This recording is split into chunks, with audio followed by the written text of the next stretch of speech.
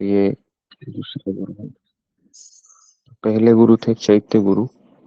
दूसरे गुरु है पथ प्रदर्शक गुरु।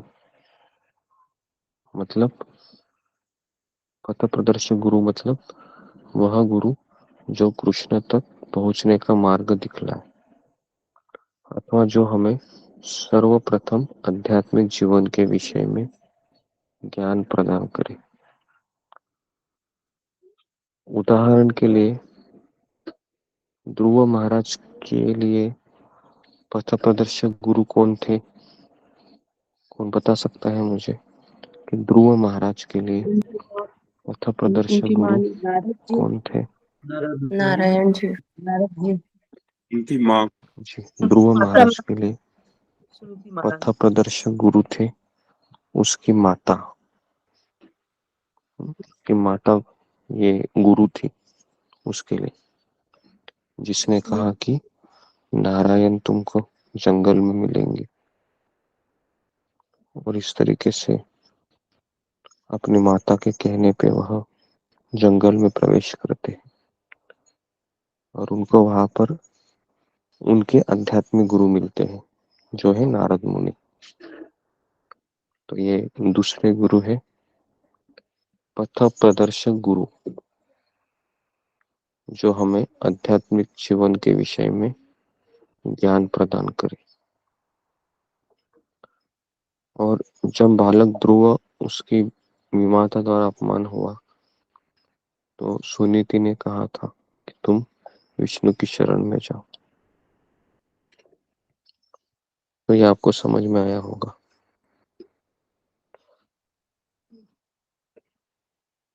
तो मेरे केस में ऐसा हुआ था कि भक्ति में आने के लिए किसी ने फोन किया था मुझे कि आप इस्कॉन मंदिर में आइए करके।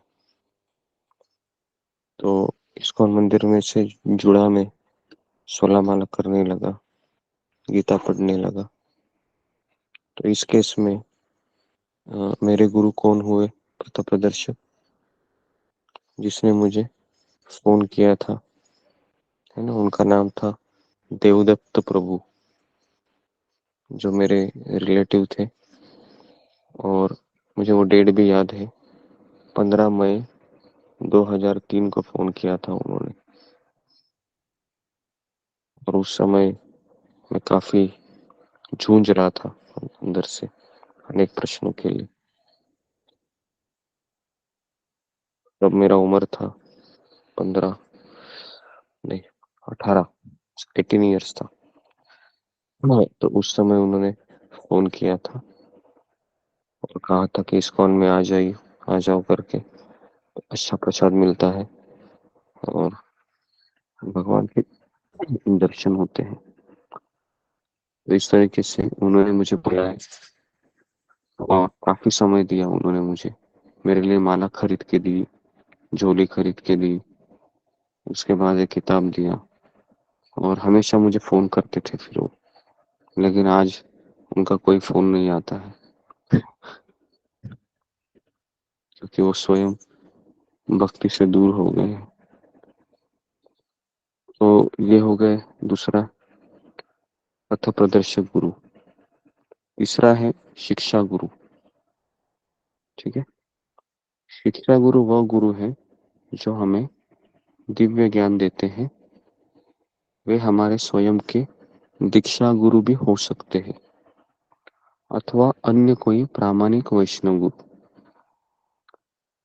शिक्षा गुरु के त जानी कृष्णेर स्वरूप, अंतर्यामी भक्त श्रेष्ठ यही दुई रूप। शिक्षा गुरु को कृष्ण का स्वरूप जानना चाहिए। कृष्ण स्वयं को दो रूपों में प्रकट करते हैं, अंतर्यामी और श्रेष्ठ भक्त। कविराज गोस्वामी कहते हैं कि शिक्षा गुरु कृष्ण के प्रामाणिक प्रतिनिधि हैं। जिस प्रकार दीक्षा गुरु मदन मोहन विग्रह के प्राकट्य है, उसी प्रकार शिक्षा गुरु गोविंद देव विग्रह के प्रतिनिधि हैं। शास्त्रों के अनुसार शिक्षा गुरु एवं दीक्षा गुरु समान रूप से सम्माननीय होते हैं। एक से अधिक दीक्षा गुरु स्वीकार करना निषेध है, परंतु एक से अधिक शिक्षा गुरुओं के स्वीकार करने के संबंध में ऐसा कोई निषेध नहीं है। तो शिक्षा गुरु हमारे अनेक हो सकते हैं, लेकिन हमारे केस में शिक्षा गुरु, दीक्षा गुरु परम पूज्य राधानाथ स्वामी महाराज जी थे, क्योंकि उनके ही प्रवचन हम सुनते थे और किसी के प्रवचन हमने सुने नहीं। जब से इस्कॉन में आए हैं, यूट्यूब में काफी प्रवचन होते हैं, लेकिन हार्डली कभी कोई हमने सुने होंगे। नहीं तो आज भी हम परम पूज्य राधानाथ स्वामी महाराज का आवाज रोज सुनते हैं। उनका आवाज सुनने से ही अ, मन में शांति का अनुभव होता है। ये हो गया तीसरा शिक्षा गुरु। अभी आखिरी है चौथा, दीक्षा गुरु। दीक्षा गुरु वह है जो दीक्षा प्रदान करते हैं तथा मंत्र प्रदान करते हैं। तो दीक्षा गुरु है वह दीक्षा देते हैं और मंत्र प्रदान करते हैं। हमारे लिए तो हरे कृष्ण महामंत्र ही सब कुछ है, हम उन्हीं का जप करते हैं। तो दीक्षा गुरु भगवत धाम जाने के लिए मतलब वापस ले जाने के लिए कटिबद्ध होते हैं। शिक्षा गुरु भी दीक्षा गुरु के समान ही होते हैं। जो शिष्य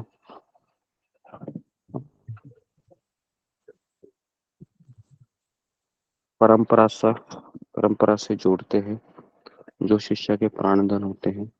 दीक्षा गुरु शिक्षा गुरु दुहे कृष्ण दास। तो शिक्षा गुरु और दीक्षा गुरु दोनों ही कृष्ण के दास है।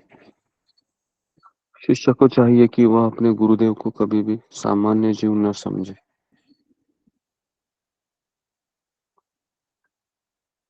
शिष्य को चाहिए कि वह अपने गुरु को सामान्य जीव न समझे, क्योंकि गुरु कृष्ण की शक्ति है। जब अ, दीक्षा गुरु है, शिक्षा गुरु हो, जब हम वो प्रवचन करते हैं तो हमको सुनना चाहिए, है ना। और जप को हमको रोकना चाहिए। जप करते समय अ, सुनना है चपाटॉप, ये भी एक अपराध में आता है। तो इसके लिए आपको जप है वो रोकना चाहिए 10-15 मिनट के लिए। तो अतः गुरुदेव को कृष्ण की शक्ति जानकर शिष्य सदैव उनकी सेवा करता है। वह गुरु सेवा के प्रभाव से संसार से पार हो जाता है। शास्त्रों में कहा गया है, दीक्षा गुरु कृष्ण स्वरूप है, शिक्षा गुरु श्रीमती राधा रानी का स्वरूप है, सभी वैष्णवगण सखी के स्वरूप है। ये तीनों हमारी सभी बाधाओं को हरते हैं। तो इस तरीके से हमने आज 4 प्रकार देखे। पहला प्रकार कौन सा था? बहुत इंपॉर्टेंट ये था। पहला चैत्य गुरु। था चैत्य गुरु।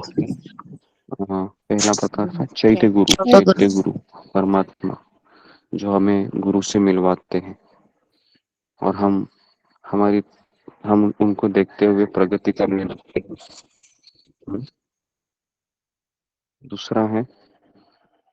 दूसरा कौन सा है? पथ प्रदर्शक गुरु, पदस्थ गुरु। जो हमें इस्कॉन के लिए फोन करते हैं या हमें सत्संग से जुड़ाते हैं। तो ये हो गए पथ प्रदर्शक गुरु। तो आप सबके पथ प्रदर्शक गुरु होंगे कोई ना कोई, बराबर। या आप अपने आप ही आए इस्कॉन में? अपने आप तो नहीं आ सकते, कोई तो रहेंगे। तीसरा है शिक्षा गुरु और चौथा है दीक्षा गुरु। तो ऐसे 4 गुरुओं का रोल होता है हमारे जीवन में। ठीक है, तो यहाँ पर मैं रुकता हूँ कि ये नॉलेज इसलिए होना चाहिए ताकि अ, हमको लगता है कि एक ही गुरु होते, शिक्षा गुरु दीक्षा गुरु, ये 2 ही होते। नहीं, इसके अलावा भी और 2 गुरु होते। तो अभी तो हम हमारा 2 गुरुओं का रोल हो चुका है। चैत्य गुरु का भी रोल हो चुका है और कथा प्रदर्शक गुरु का भी रोल हो चुका है। अभी दीक्षा गुरु और शिक्षा गुरु, इन 2 गुरुओं का रोल भी हो चुका है। अगर आप उसको स्वीकार करते हैं, ये आपके हृदय के ऊपर आधारित है, क्योंकि शिक्षा और दीक्षा ये हृदय की प्रक्रिया है। हाँ, प्रभुपाद ने कल ही कहा था कि औपचारिकता नहीं है, कि औपचारिकता से दीक्षा भी हो जाता है एक दिन में, लेकिन उसको निभाने के लिए शिक्षा की आवश्यकता होती है। अगर मैं आपको बताऊं, परम पूज्य राजानंद स्वामी महाराज के भी या कई महाराज के कई शिष्य हैं, दीक्षा लिए हैं और दीक्षा लेने के बाद 4 साल 5 साल के बाद छोड़कर चले भी गए हैं। ऐसे भी कई भक्त हैं, क्योंकि माया है वह इतनी स्ट्रांग है कि कोई गारंटी किसी की नहीं दे सकता इस मार्ग पर। चाहे वो कितने भी बड़े प्रवचन दे, कितना भी बड़ा अच्छा कीर्तन करे, कितने भी अच्छे सवालों के उत्तर दे, कितना भी अच्छा जप करे, लेकिन इसकी कोई गारंटी नहीं है।